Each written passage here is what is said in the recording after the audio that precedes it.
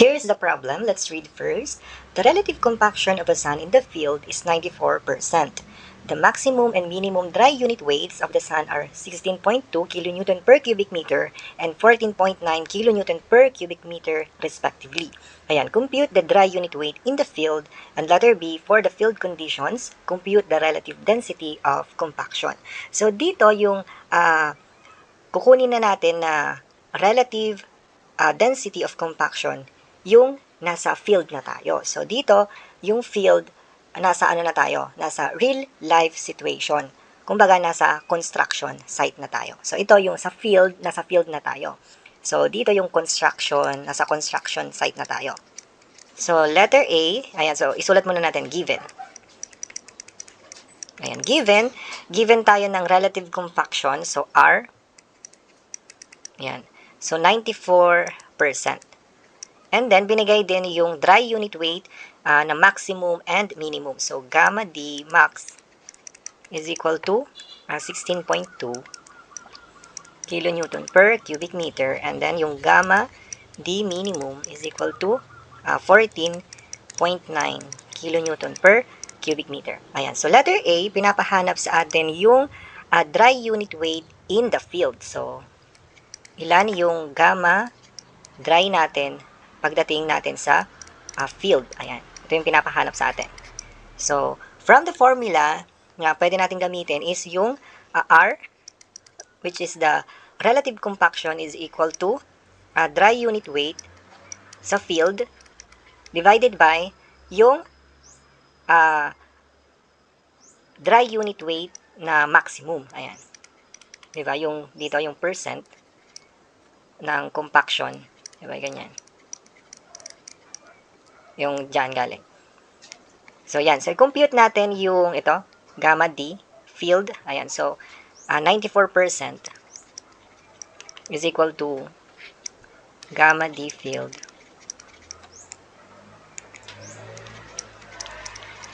tapos yung maximum dry unit weight natin. So, this is 16.2 kilonewton per cubic meter. So, ilan yung dry unit weight natin doon sa site?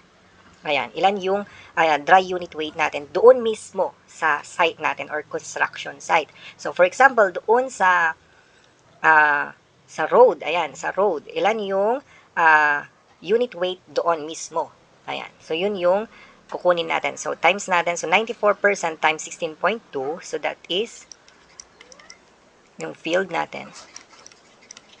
So, compute natin. So, that is 15.23 kilonewton per cubic meter. So, ito, ilipat natin siya sa 0.94. Ayan, so times natin. Ayan, so, yung dry unit weight natin sa site or doon sa field is ito, 15.23 kilonewton per cubic meter. Ayan. And for letter B, ayan, letter B, ano naman daw yung relative density of compaction? Ayan, doon sa field natin, doon sa mismong site. So, ilan yung percent ng compaction natin? So, DR, so dito yung letter B,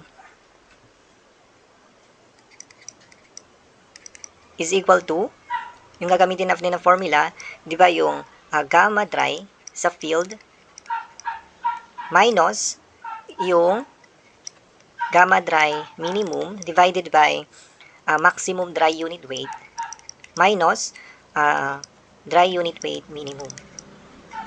Times, i-multiply natin siya sa maximum na dry unit weight divided by yung nakuha natin na dry unit weight sa field. Ayan. So, isalpak natin. So, this is, so, 15.23 minus, ito, 14.9. Tapos, yung maximum, 16.2 minus 14.9. And then, times natin siya sa, 16.2 divided by, ito, yung 15.23. Ayan. So, compute natin. So, that 0.27 or in percent, 27% yung yung relative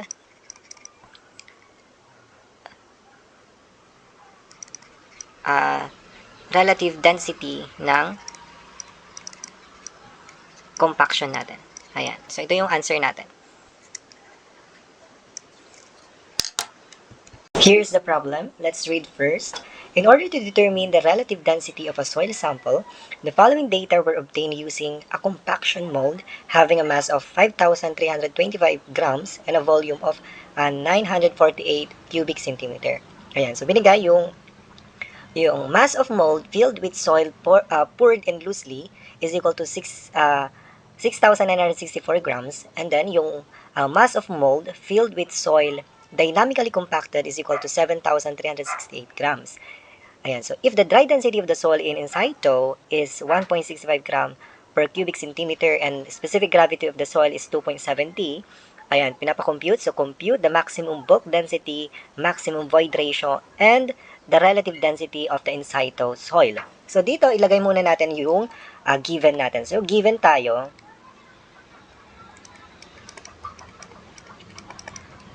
yung mass ng mold natin,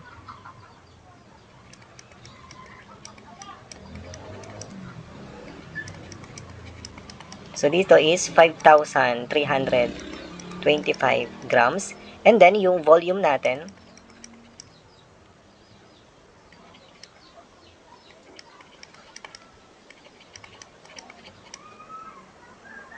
which is 948 cubic centimeter. Ayan. And then, binigay din yung mga ano natin, lagay natin gamma dry density. Ayan. So, ng in situ soil natin. So, this is 1.65 gram cubic centimeter or cc na lang. And then, yung specific gravity natin, 2.70. Ayan. So, dito, meron tayong dalawang, yung loosely and then compacted. So, una, kunin muna natin yung mass sa loose condition natin. So, lagay natin sa loose condition. So, ang kailangan lang naman natin dito is yung soil natin. So, bawas natin yung mass ng mold natin. So, di ba yung mass? Yung loose condition natin, so mass, di ba yung mass yung mold pala. So, yung mold plus yung loose soil natin, ayan, lagay natin, loose soil. Yung mass ng mold plus yung mass ng loose soil natin, di ba, equal siya sa 6,964 grams. So, kunin natin yung mass ng, yung mass ng loose soil. Ayan. So, ang gagawin natin is, ibawas natin yung mass natin, yung mold plus loose soil, 6964 grams. Ibawas natin yung mass ng mold natin na 5,325 grams. Ayan. So, makuha natin 1,639 grams. So, yan yung soil natin sa loose condition. Ito. Ayan. And then, next, kunin naman natin yung dito, yung sa compacted condition. Yung soil natin sa compacted condition. So, yung mold natin, mold plus yung compacted soil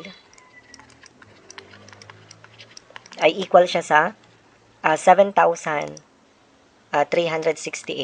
grams. So, para makuha natin yung mass ng compacted soil natin, so, ibawas natin yung 7,368 grams minus natin yung mass ng mold. Ayan. So, 5,325 grams. 5,325 grams. So, yung mass ng compacted na soil natin, so compacted soil, ayan. So, this is 2,043 grams. So, yan. So, yan yung mass ng compacted soil natin. So, from here, yung loose condition, so, saan na ba yun? Yung dito sa loose condition, dito natin makukuha yung minimum na bulk density natin. Ayan. And then dito sa compacted condition natin, dito natin makukuha yung maximum na bulk density natin. Ayan. So, kukunin natin siya. So, dito next slide. So, una, kunin natin yung minimum na bulk density natin, di ba? Yung mass divided by volume. Ayan. So, gamitin natin yung nakuha natin na mass doon sa loose condition. Ito yung sa loose condition.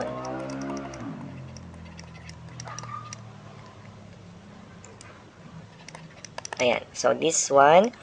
So, 163. So, 1,639 grams. Tapos, yung volume natin na 948 cubic centimeter.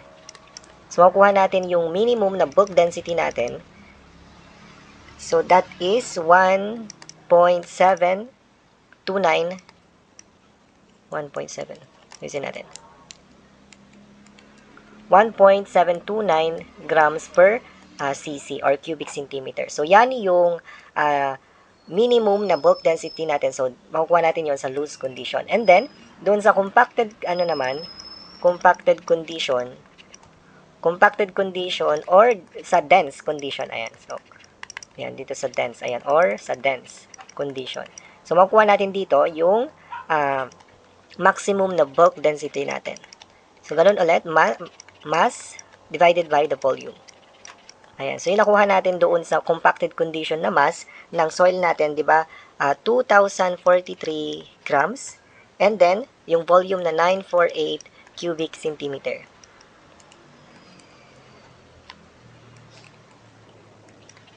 So, compute, makukuha natin yung maximum na bulk density natin.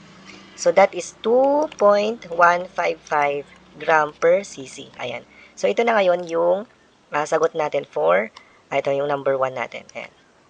Or doon sa letter A natin. So, yan na yung sagot natin. And then, proceed tayo for letter B. Ayan, letter B tayo.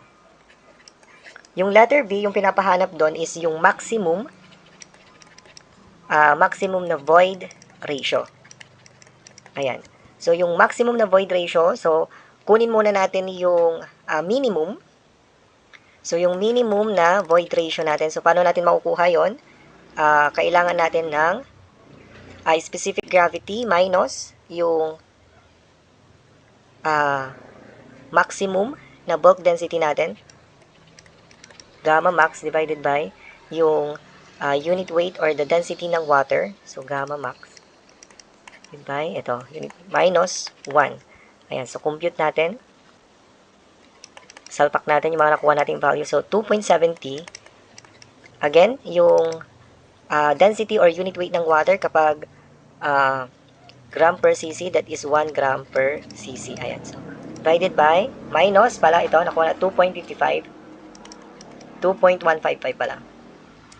2.155 divided by 1. 2.155 divided by 1. Minus 1. So, yung minimum na void ratio natin is 0.472. Ayan. So, yan yung minimum. So, hindi pa yung sagot. So, yung hinahanap natin is yung maximum. So, yung maximum natin, so, E max. So, dito naman, so, yung G. So, palitan lang natin ito. Yung, ang gagamitin naman natin pag maximum void ratio, yung sa minimum na bulk density natin. So, gamma minimum divided by yung density ng water. Minimum. Minus 1. Ayan. So, dito palitan lang natin ito ng ito, yung minimum na bulk density natin. So, 2.70 minus 1.729 divided by 1. Ayan. So, and then 1.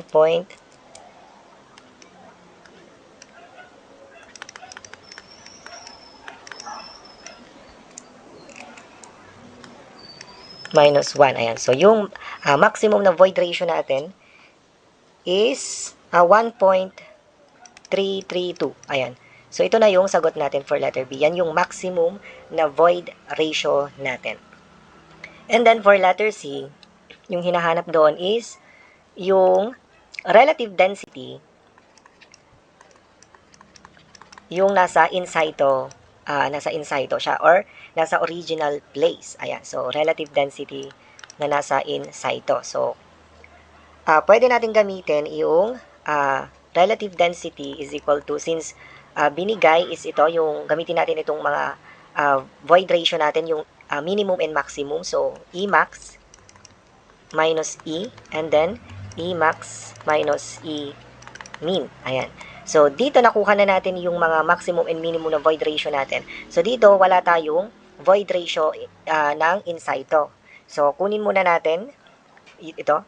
So, since binigay yung binigay sa atin yung dry unit weight or dry density sa atin ng in situ, so 1.65 gram per cc. So, pwede natin gamitin to. So, from formula, so gamma dry is equal to G, tapos 1 plus E, tapos yung density ng water. So, salpak natin, 1.65, tapos 2.70, yung specific gravity natin, 1 plus E, and then 1 yung density ng water. So, ito, maka-cancel na yung ano natin, unit natin. So, 1.65 E is equal to 2.70 minus 1.65. Ayan, so compute natin. 1.65, cancel to, 1.65. So, yung E, yung void ratio sa inside natin, so that is 0.636. Ayan. So, yung relative density natin, now, sulat natin, so, E max, so 1.332 minus 0.636, tapos 1.332 minus 0.472, tapos yung relative density natin, that is 0.809, or in percent, that is 80.9%. So, yan na yung sagot natin. So, yan yung relative density or compaction doon sa sa site. So, yan yung relative density sa in situ natin. So, yan yung mga sagot natin for this problem. Here's the problem. Let's read first. The laboratory compaction test has a maximum dry unit weight of 19 kN per cubic meter with an optimum moisture content of 11%. Ayan, so from the laboratory test, yung result ng compaction test natin, so ilagay natin yung mga given. Ayan, so doon sa lab test natin, ilagay na lang natin. So yung from compaction test, ilagay na lang natin dito yung sa lab test natin. So yung nakuha doon na maximum na dry unit weight doon sa lab ay equal siya sa 19 kilonewton per cubic meter. And then, yung optimum moisture content or OMC na lang is 11%. Ayan, dito, again, tandaan nyo na kapag yung maximum dry unit weight, ito yung strongest na soil. So, ito palagi yung kinukuha para matibay yung paglalagyan ng soil natin. Ayan, di ba? Before tayo mag-build ng construction, naglalagay tayo ng soil and then kinokompact natin. So, ito yung ina-achieve palagi, yung maximum dry unit weight. Kasi nga, ito yung strongest na soil. So, dito, ito yung meron na siyang shear strength. And then, nadi-decrease yung future settlement, yung permeability, yung mga ganon. So, dito, ina-achieve talaga yung itong strongest soil na to. And then, itong 11%, ito naman yung kasama ni dry unit weight. Kasi nga, ito yung perfect na amount of water para ma-achieve si maximum dry unit weight natin. Again, 'di ba, kapag yung soil natin, kapag konti yung tubig, 'di ba, loose soil siya. So, mahina yung soil natin. And then kapag marami naman yung tubig, ayan, so kapag sobra-sobra naman yung tubig, 'di ba, nagiging liquid yung natin, soil natin. So, nagiging weak siya. Itong optimum moisture content, ito yung perfect amount of water para ma-achieve natin si strongest soil. Ito yung maximum dry unit weight. So, kapag graph natin to, ito yung pinaka-peak doon sa graph natin. Ito yung maximum dry unit weight, which is ito yung strongest na soil. So, tandaan nyo yon. And then, Following are the results of a field unit weight determination test performed on the same soil by means of sand cone method. Ayan. So dito, sa figure natin, ayan, so naghukay sila. And then yung volume, ayan, ilagay lang natin yung field sa field natin or sa site. Yung result na nakuha natin is yung volume is 0.001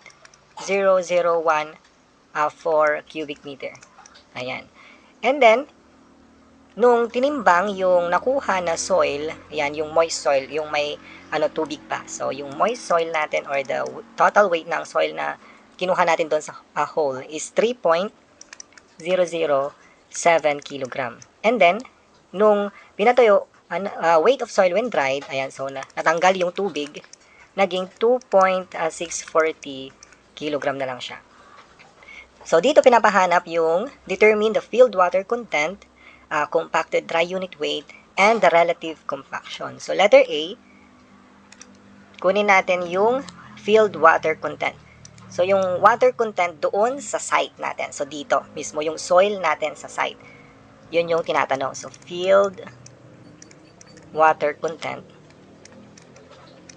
So, para makuha yung water content natin or the moisture content dun sa site, diba, moisture content or water content, weight ng water divided by weight ng dry soil natin. Pero wala tayong weight ng water. Pero makukuha natin yan by subtracting yung weight ng moist soil natin minus yung weight ng dry soil. So, yun yung weight ng water natin. And then, i-divide natin siya sa weight ng dry soil. And then, i-times natin siya sa 100%. So, salpak natin. So, yung moist soil natin is 3.007 kilogram minus 2.640 kilogram divided by 2.640. And then, times natin siya sa 100%. Ang makukuha natin dyan na sagot is 13.9%. Ayan. So, yan yung water content or moisture content ng soil doon sa yung in-extract natin dito sa hole, yun. Yung dito sa site natin. And then, after nyan, pinapakuha, letter B, yung compacted dry unit weight. So, letter B. So, compacted dry unit weight, or ito yung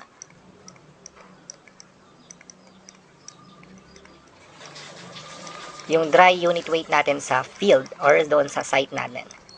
So, gamma sub D yung sa field natin. Yan yung hinahanap. So, makukuha natin yan. So, pwede nating kunin sa gamma sub M or the moist unit weight is equal to yung gamma dry doon sa field natin times 1 plus yung moisture content na nakuha natin. Pero wala pa tayong moist unit weight. So, pwede nating makuha yung moist unit weight natin divided yung weight ng soil natin doon sa site divided by yung volume niya. So, pwede natin makuha dyan. So, 3.007 kilogram divided by 0.014144. Tama ba? Yun, 144 cubic meter. So, divide natin. So, makukuha natin dyan is 3.194. Yung unit natin is kilogram per cubic meter. And then, itong unit natin, ilipat na lang natin siya in terms of kilonewton per cubic meter. Ayan. So, di ba yung 1,000 kilogram per cubic meter ay equivalent lang siya sa 9.81 kilonewton per cubic meter. So, pwede natin gamitin to. Ito yung density ng water or the unit weight ng water. So, equal lang siya sa yung 1,000 kilogram per cubic meter, 9.81 kilonewton per cubic meter. So, para ma-cancel, so, this is 1,000 kilogram per cubic meter, tapos 9.81 kilonewton per cubic meter. Ayan. So, ito maka-cancel to. So, yung moist unit weight natin, that is 20.485 kilonewton per cubic meter. Ayan. So, pwede na nating salpak dito para makuha natin yung gamma dry natin sa field. So, 20.485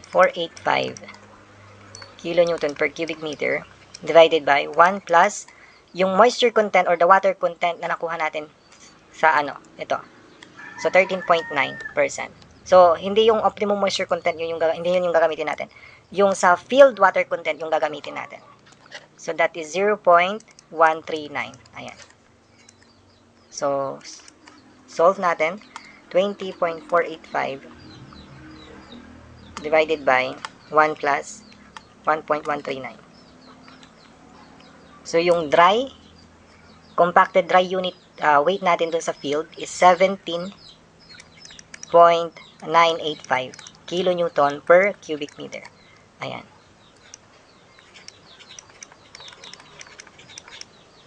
So, ito yung compacted dry unit weight natin doon sa field natin or doon sa site. Ayan. And then, letter C, yung pinapahanap doon is yung, relative compaction. So, yung relative compaction, so ilang percent ba yung kailangan natin? Ayan. So, alamin natin kung pasok yung natin. So, R, yung relative compaction natin. So, R, pwede natin gamitin yung dry unit weight doon sa field natin. I-divide natin siya sa dry unit weight sa yung maximum dry unit weight na nakuha natin sa lab times 100%. Ayan. So, dito, so 17.985 tapos yung 19, yung maximum dry unit weight natin times 100 times 100%. So, yung relative compaction natin 17.985 divided by 19. So, that is 94.7 na lang percent. Ayan. So, ito yung relative compaction natin. Pasok siya doon sa ina-achieve natin na efficiency rate or stability rate. So, yung ina-achieve palagi in terms sa DPWH is yung 90% to 95%. So, ito palagi yung ina-achieve in terms of relative compaction.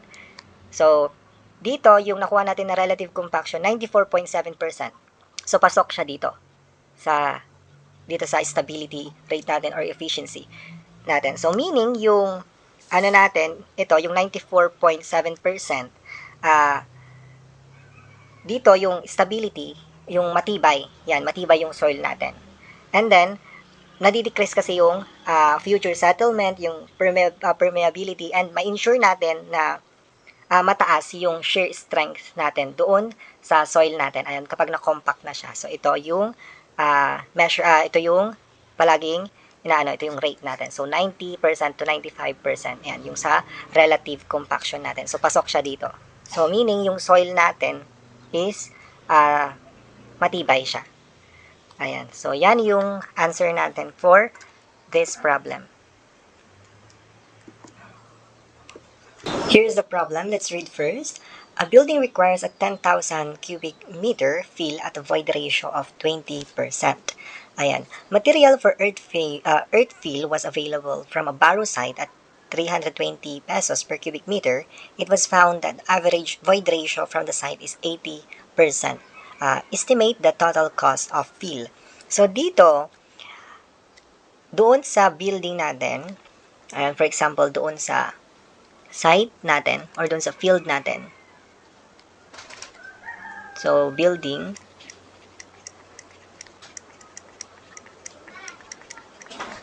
Site natin. So, kailangan doon.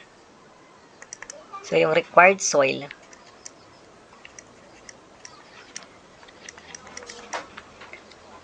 So, yung volume niya is 10,000 na cubic meter.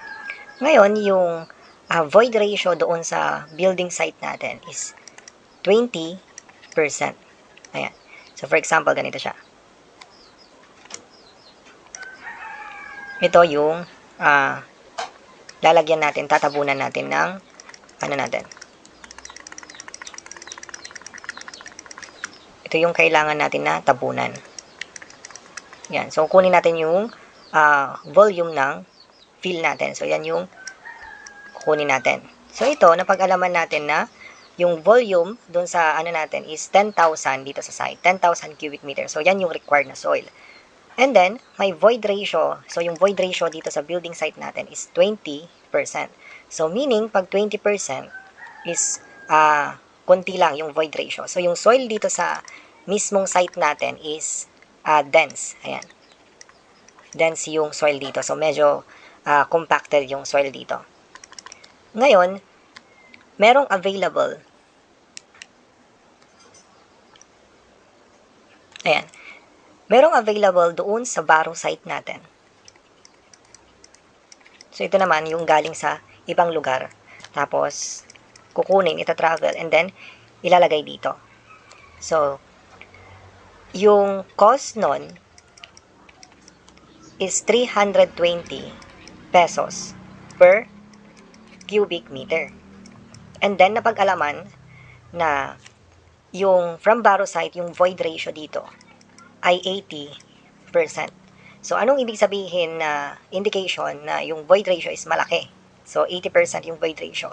So, you indicate nun, yung soil doon sa Baro site natin is marami siyang air. So, meaning, loose yung soil natin dito. Buhaghag yung soil natin dito. So, ang kukunin natin yung volume dito sa Baro site natin. Ito yung loose na volume. Yan yung hahanapin natin. So, yan yung gagawin natin na pangtabon dito sa building site natin para matabunan natin dito. Una, kunin muna natin yung volume ng solid natin dito sa site natin. So, building site. Kunin natin yung volume ng solid natin. Kasi nga, di ba ito, 20% yung void ratio natin. So, yung kailangan lang naman natin is yung volume ng soil. So, hindi naman natin kailangan ng void ratio na. So, kailangan lang natin is yung volume ng solid particles natin. Ayan. Kasi nga, di ba, kapag kinompak natin yung soil, mawawala lang din naman yung air. So, yon yung ano natin. So, kailangan nating malaman yung volume ng solid dito sa building site natin. Ayan. So, paano natin makukuha yan? So, di ba, pwede nating makuha. Kunin muna natin yung volume or percent ng ng void ratio natin, di ba? From porosity. Di ba yung porosity is yung N? So, ito yung volume ng voids. Ito yung ratio ng volume ng voids doon sa total volume natin, which is yung 10,000 cubic meter. So, kunin natin yung N. So, since binigay yung void ratio na 20%, so, pwede natin gamitin yan. So, E divided by 1 plus E. So, yung N natin, so 0.20. Tapos, 1 plus 0.20. So, N. So, this is 0.166 or 16.67%. So, ito pa lang yung percentage ng voids natin. Ayan. So, yan pa lang yung percent ng voids natin. Yan yung mga natin kasama ng soil. So, yung kailangan natin is yung volume ng soil natin. So, kunin ngayon natin yung percent ng soil solid natin. So, yung percent ng solid lang. Ayan. So, pwede natin makuha, di ba, 1 minus N. So, that is 0.833 or 83%.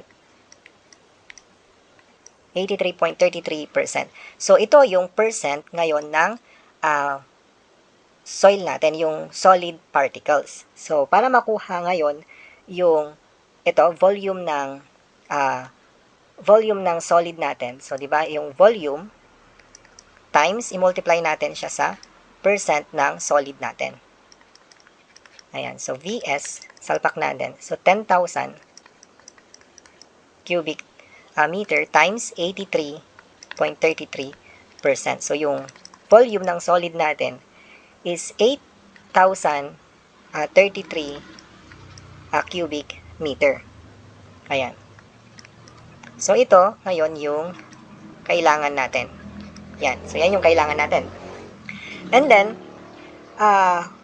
Now, kunin na ngayon natin yung volume ng loose soil natin doon sa borrow site. So, para makuha yan, so pwede natin gawin is yung borrow site. So, palitan natin ng kulay. Borrow site. Ayan. So, yung from dito naman sa borrow site, yung void ratio naman dito ay 80%. So, 80% siya. So, yung soil natin dito is loose. Ayan, buhag-hag siya. So, pwede natin gamitin, pwede nyong gawin ito ulit. Ito, kunin nyo yung percent ng void and then yung percent ng solid ng ano natin. So, pwede na natin gamitin dito yung volume ng solid is equal to volume ng loose soil natin dun sa site, tapos times natin ng 1 plus E. Ayan, yung void ratio sa borrow site natin. So, para makuha yan, di ba, 8,000. So, V of loose. So, equate lang natin. So, para makuha ngayon natin yung kukunin natin na soil doon sa borrow site. So, ilan ba yung volume na kukunin natin sa site? So, yung V loose natin, so that is, ayan, so 15,000 cubic meter. Yan. So, yan yung volume na kailangan natin na kunin doon sa borrow site para ma-fill natin ito dito sa dito sa building site natin. Ayan, so 15,000 cubic meter yung kailangan natin. Kasi nga, di ba, itong loose soil na to, i-compact pa natin yan. So, pag kinompact natin yan, mawawala yung void ratio natin. So, magiging parang equivalent lang din siya nito. Yung volume required natin. So, ganun siya. So, para makuha yung total cost, so total cost pala yung hinahanap dito. So, total cost. Ayan. So, total cost, ayan. So, ito, 320 pesos per cubic meter. So, yung natin, yung kailangan natin na loose soil na itatabon natin dito, i-fill natin dito sa natin, sa building site natin is 15,000 cubic meter. Ayan, so magkano yung magagastos natin? So, that is 4 million. Ayan, so laki pala. So, 4,800,000 yung total cost nito. Ayan. Nitong 15,000 cubic meter. So, yan na yung sagot natin for this problem. Ayan. So, dito, meron tayong illustration. Ayan. So, ito yung illustration natin. So, di ba yung fill needed, ito, is, di ba, 10,000 cubic meter. So, yan yung volume doon sa building site natin. Ngayon, meron siyang 20% na voids. Ayan, 20% na voids. And then, yung solid lang is, yung solid is 80%. So, meaning, yung soil dito sa borrow site natin, ay, building site natin, dense to. Ayan, dense. And then, nakuha natin is ito, 15,000 cubic meter. Yung katumbas nito. Dito sa, yung volume solid dito sa may building site natin. So, yung void ratio kasi dito is 80%. And then, yung solid lang dito is 20%. So, meaning, yung, yung soil natin dito is loose. Ayan. So, kung makikita nyo itong mga blue, yan yung mga voids natin. Yan yung mga voids natin. And then, yung, di ba, mas marami siya. 80%. And then, yung mga solid, ito yung mga black. Ayan. And then, kapag kinompact natin yan, pag kinompact natin yan, yung volume ng voids is, ito, mawawala siya kapag kinompact natin to. Ito, pag kinompact natin yan. Yan. So, ito yung sagot natin. Yan. So, ito. Di ba? Yung borrow soil natin, loose siya. So, dito, yung ibig sabihin nun, kapag loose yung soil natin, maraming void ratio, mas malaki yung volume niya, and mas marami yung air. Ayan. Unlike dito sa may volume na required natin is 10,000 cubic meter. So, ito na yung na compact na siya. So, 20% na lang siya. So, smaller na yung volume niya. So, less air. So, dito ang sabi, same amount of solid Pero ito, yung solid particle is stay the same. Pero yung only the air changes. Kasi nga kapag nako-compact natin, yung soil natin mas nagiging dense. So, nawawala yung voids natin. So, yun yung essence ng compaction. Para mawala yung voids natin. So, mapababa yung voids natin. Mas compacted, mas matibay yung soil natin. So, yan yung sagot natin ito. Yung kailangan natin. 4,800,000 yung total cost natin for this 15,000 cubic meter. Ayan. So, yan yung sagot natin for this problem. Here is the problem. Let's read first. An embankment for a highway, 30 meter wide and 1.2 meter in compacted thickness is to be constructed from a sandy soil tract from a barrow pit. Ayan. So, ito.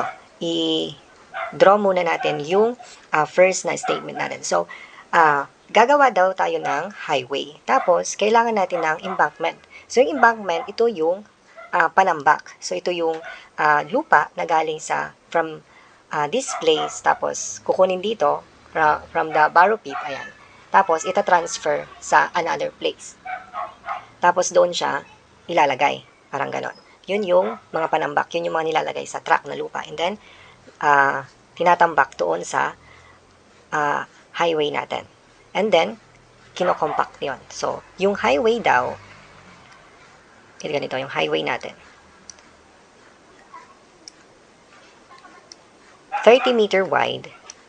Yan. So, 30 meter wide yung, natin, yung highway natin. Yung kaluwang niya. And then, ang sabi dito, yung thickness daw ng, yung highway natin is 1.2 meter. And then, ganyan. And then, yung haba, yung length niya, ayan, yung length ng highway natin is, ito, length of embankment is 1.5 kilometer. Ito. So, yung length natin is 1.5 kilometer. Ayan. Ganyan yung haba ng embankment natin para sa highway. So, 1.5 kilometer or 1,500 meter. Ayan. So, dito daw, ito, yung barrow pit natin. Ayan. Diba ganyan? So, for example, ito. Ito yung barrow pit natin. Dito galing yung sandy soil na itatambak natin dito sa embankment natin. Ayan, embankment. Ayan. Kailang natin. Embankment. Ngayon, binigay yung the water content daw ng sandy soil in the barrow pit is 15%. So, ito. Yung moisture content or water content natin is 15% or 0.15. Ayan. And then, binigay din yung void ratio ng barrow pit natin. Ayan. Or equal na lang. Na 0.75. Ayan. Tapos, ang sabi dito, the specification requires the embankment to be compacted to a dry unit weight of 18.2 kilonewton per cubic meter. So, yung unit weight or the dry unit weight ng embankment natin is, so let's say, gamma sub E na lang for embankment. Ayan. Is equal to 18.2 kilonewton per cubic meter. Ayan. And then, length of embankment. So, assume now natin yung G or the specific gravity is 2.7. So, lagyan natin dito. G is equal to 2.7. And then, determine the volume of barrow material required. So, ang hinahanap, yung volume na kailangan na itatambak natin. Ayan. So, kunin natin yung volume ng sandy soil dito sa barrow pit natin. So, let's say, V sub B na lang to. Yan yung hinahanap natin. And then, yung volume ng embankment dito sa highway, so makukuha natin yon. Diba, volume ng embankment is equal to, so 30 meter, yun yung Y. Tapos yung thickness niya na 1.2 meter.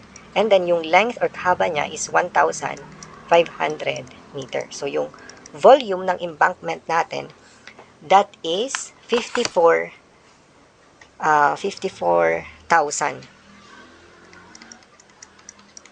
cubic meter. So, yan yung volume ng embankment natin. So ngayon, kailangan din natin para makuha natin yung volume ng barrow pit natin, volume ng barrow material natin. So kailangan din natin ng unit weight ng barrow material natin. So gamma sa B. Ayan, so gamma sa B and then yung volume ng barrow material natin. So kukunin natin ito. So paano natin makukuha yon? So from the formula na di ba yung unit weight, salikin natin dito. Yung unit weight is equal to, di ba, yung weight divided by volume. So labas natin. So weight is equal to gamma or the unit weight times the volume. So ang gagawin natin dito, so embankment, so yung weight ng embankment ay equal siya sa weight ng barrow material natin. Ayan. So salpak natin yung gamma ng embankment or the unit weight ng embankment times yung volume ng embankment is equal to yung unit weight ng barrow natin times yung volume ng barrow natin. So dito, meron na tayong unit weight ng embankment and volume ng embankment. So dito, wala tayong unit weight ng barrow natin. So, ang gagawin natin is kunin natin yung unit weight ng barrow natin. So, hindi natin alam.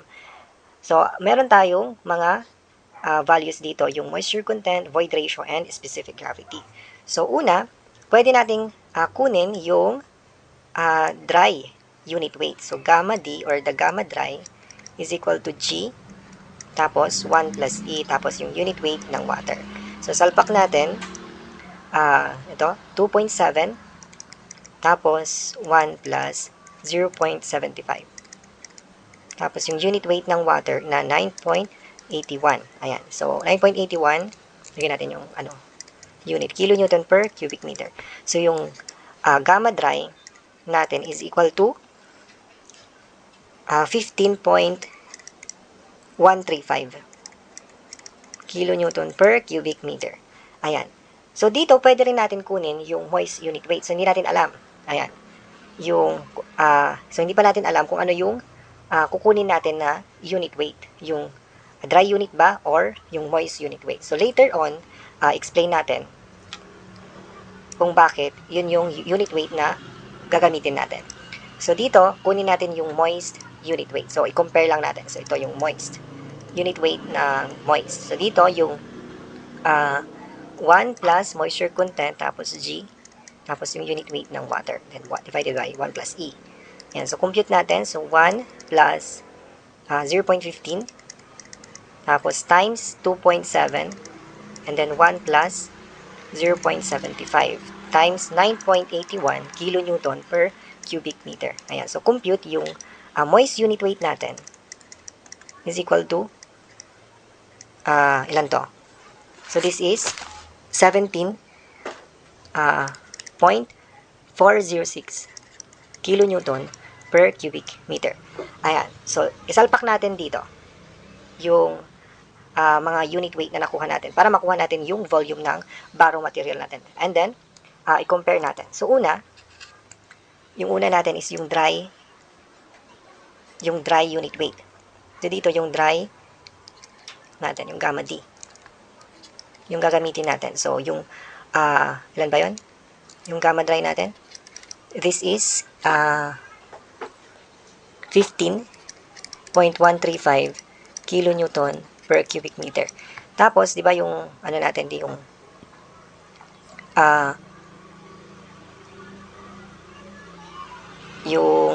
yung weight ng embankment, tapos, is equal to, weight ng barrow. Ayan. So, salpak natin. Unit weight ng volume ng barrow. So, dito, yung natin gagawin natin is yung unit weight ng barrow. Yung unit weight ng barrow is yung equal siya sa unit weight ng dry or the dry unit weight. Yun yung gagamitin natin sa unit weight ng barrow natin. So, salpak natin. So, this one. So, lang natin, ilabas natin. So, volume ng barrow is equal to unit weight ng embankment plus volume ng embankment, tapos divided by gamma ng barrow. So, dito, yung volume is equal to, so this is 18.2, tapos 54,000, and then this is 15.135 kilonewton per cubic meter. So, maka-cancel yung kilonewton per cubic meter. Matitira yung cubic meter dito. Ayan. So, yung volume ng barrow natin is 64,935.58 cubic meter. Ayan. Yan yung sa gamma dry. So, how about doon sa yung moist? So, yung moist unit weight, di ba, ilan yun? 17.406 kilonewton per cubic meter. So, ito naman yung ilalagay natin doon sa unit weight ng barrow natin. So, from here, ayan, dito na lang. So, yung volume is equal to, di ba ito, salpak natin. So, 18.2 times 54,000. Tapos, yung unit weight ng barrow is ito, 17.406 kilonewton per cubic meter. So, yung volume ng barrow dito, kapag yung ginamit natin na unit weight is yung moist unit weight. So, this is 56,463.29 cubic meter. Ayan. So, alin dyan yung kukunin mo na volume? Ito ba? Or ito? So, mostly, sasabihin mo is, ito yung kukunin mo. Ito, yung volume na 56,463.29 dito sa volume, dito sa moist unit weight. So, ito yung kukunin mo na volume kasi nga, mas konti. Unlike dito sa dry unit weight, yung ginamit, yung volume is 64,935.58 cubic meter yung kailangan. So, yun yung unang unang guess mo, di ba? Yun yung judgment mo. Pero, as you can see, yung moist unit weight, di ba yun yung moist soil? So, yung soil dito is may tubig, di ba? May tubig. So, ang mangyayari doon, di ba, yung moist soil may tubig siya, mas mabigat. Unlike dito sa dry soil, yung pag ginamit mo is yung dry unit weight, yung kukunin mo lang is yung soil, which is yung dry, wala siyang water. So, ang mangyayari doon, kapag ito yung kinuha mo, moist soil, may tubig, kapag kinompak yan, ang tendency, hindi mo makukuha yung maximum dry unit weight. Di ba? Kasi nga, may tubig na yung soil mo. So, meaning, pag may tubig na yung soil mo, hindi mo na makukuha yung tamang timpla. Unlike dito sa dry soil natin, kapag ginamit natin itong, so ito yung dry soil. Ito naman yung moist soil. Ito yung may tubig. Ayan. So, yung dry soil, ito lang yung loose soil natin. So, yung volume niya na nakuha natin, so, mas malaki kasi nga, mas marami siyang void ratio. So, again, yung soil na yan, dadaan pa yan sa compaction. So, i-compact pa yan. And then, i-compact yan para makuha natin yung maximum dry unit weight, which is, yun yung strongest soil natin. So, kinokompact yung soil natin para makuha natin yung maximum na dry unit weight at mag-increase yung shear strength para hindi siya mag-crack. Ayan, for cracking. And then, yung future settlement, ayan, ma-decrease. And then, yung permeability, ganyan. And then, mas mapapatibay pa yung stability. Kaya ngayon, always use yung gamma dry. Ayan.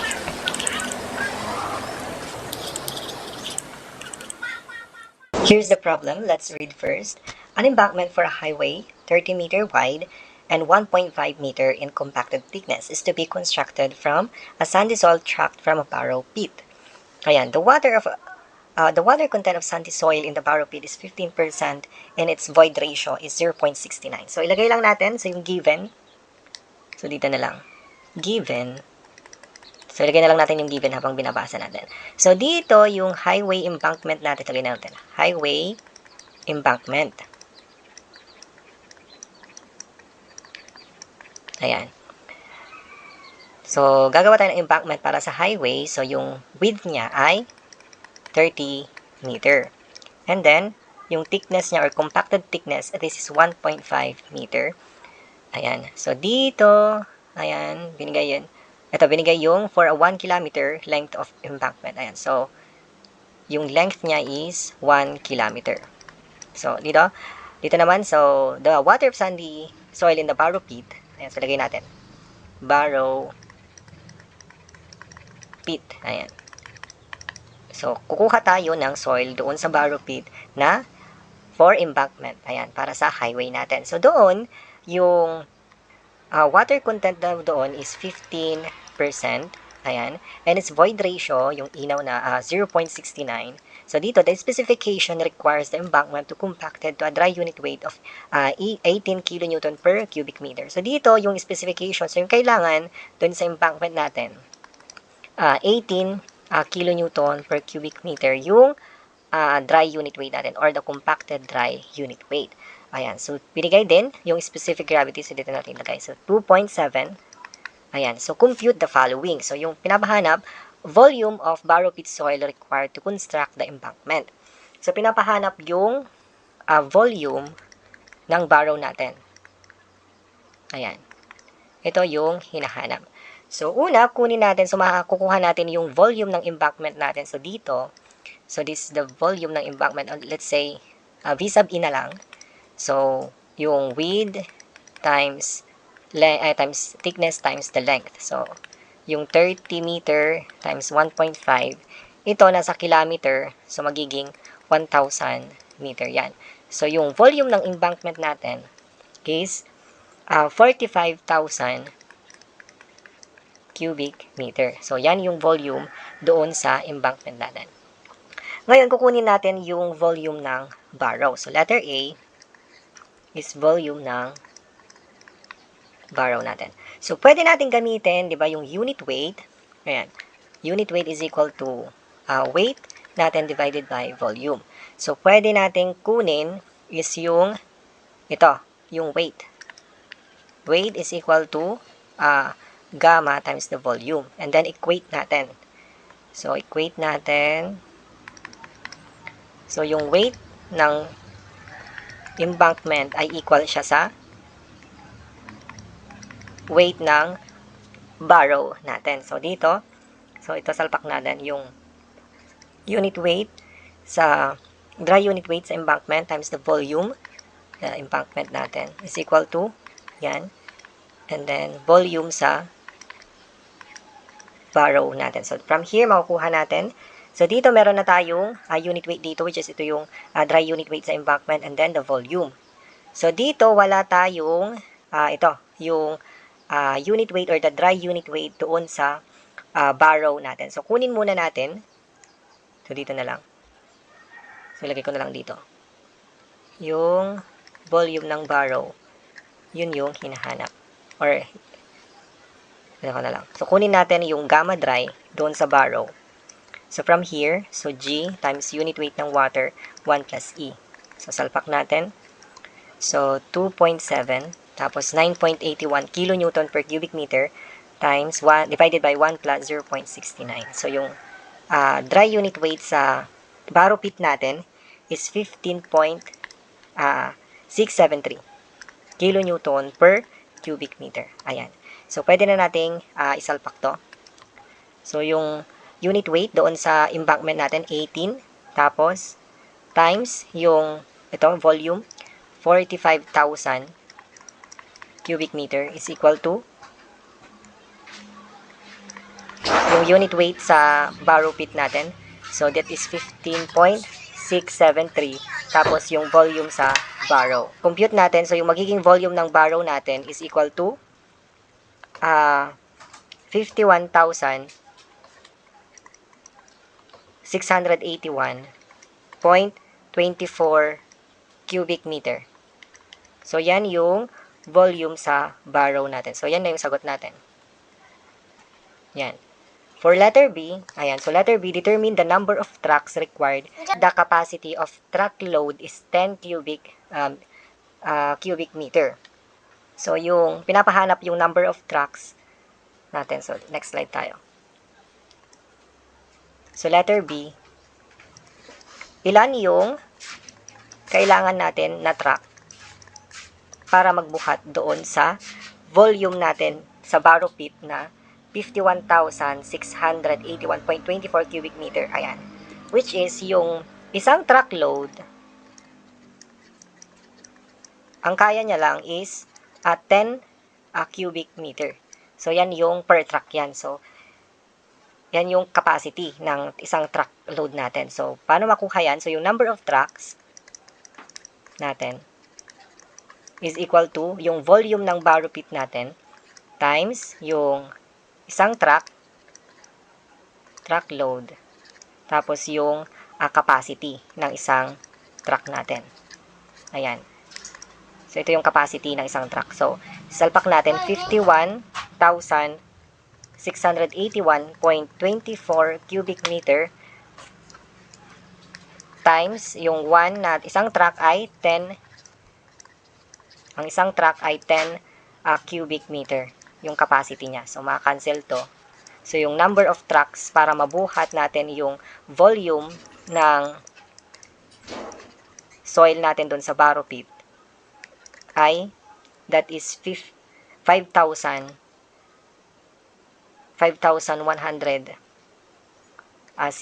point,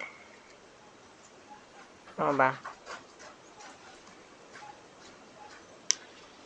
5168. Check natin. So, 51,681.24 times, ayan, 24 times 1, 10. So, 1568124 truck, ayan. Or approximately, so, approximately that is 5,169 trucks, ayan. So, yan yung kailangan natin para mabuhat natin ito, yung volume ng barrow soil natin. And for letter C, pinapahanap sa atin yung determine the weight of water per truckload of sandy soil if the capacity of 1 truckload is 10 cubic centimeter. So, pinapahanap naman yung weight ng water. Yan. So, saan natin makukuha itong weight ng water? So, diba, doon sa moisture content is equal to weight ng water divided by weight ng dry soil.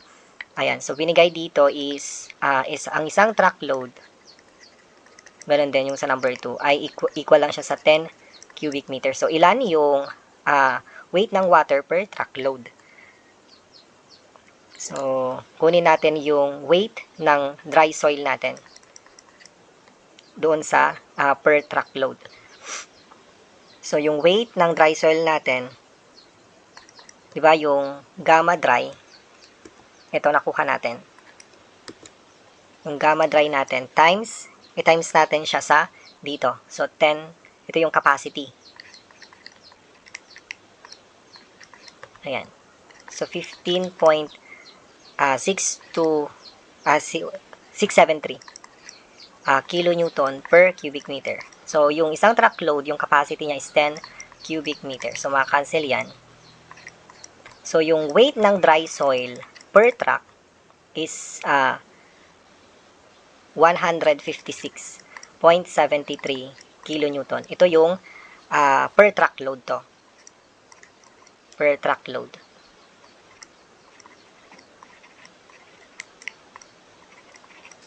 Yan. So, yan yung weight ng dry soil doon sa per truckload. So, isang truck, ito yung weight ng dry soil. Ngayon, pinapahanap sa atin yung weight naman ng water. So, weight ng water doon sa per truckload. So, ilabas lang natin. So, yung moisture content times yung nakuha natin na weight ng dry soil. So, makukuha natin yan. Di ba yung 15%? Ito yung sa barrow pit natin. So, 0.15 times ito, 156.73. Ayan, so yung weight ng water, dito na lang. So yung weight ng water, so dito lang. Weight ng water is equal to, so 0.15, ito, 0.15 times 156.73. So that is 23.5 510 kilonewton. Ayan. Kilonewton per truck load.